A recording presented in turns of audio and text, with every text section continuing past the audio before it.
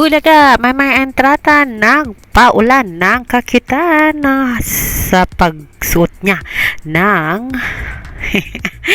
Hancock bang tawag dyan? Yes, may entrata give us her update for today. Narito po, may entrata mga moments niya kasama si Isabel. Ang sabi dito ni Tita Lucy Hugot, if you don't do stupid things while you're young, you'll have nothing to laugh about and when you are old, o diba? So, narito may entrata na natumba kaka-TikTok with Isabel.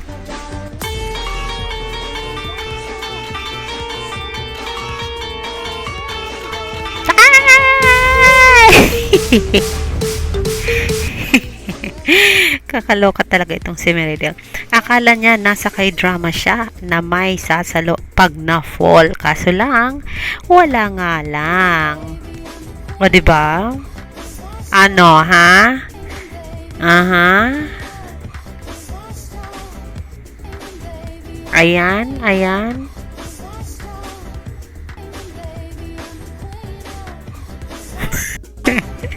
Kakit.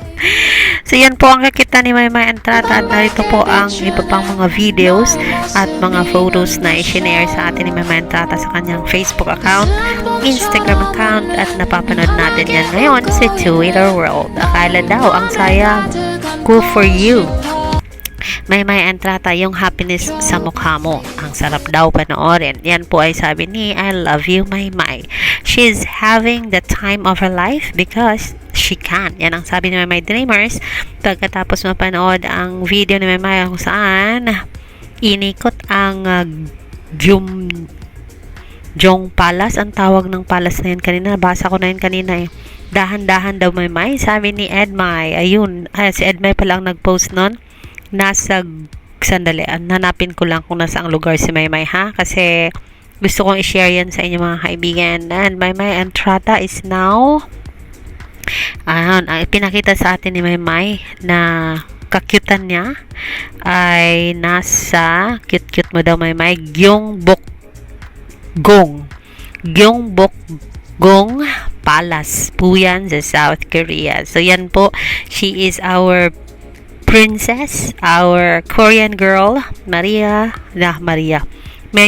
di ba? Maymay Entrata with Hancock yata ang tawag dyan mga kaibigan, yung Korean dress na yan, yung pag nanonood ka ng historical teleserye ng Korea ay magsawa po ikaw na makakita ng mga damit na yan ni Maymay Entrata. Maymay FB post, ang cute lang ni Maymay sa Korean costume. Nakita lang din daw ito sa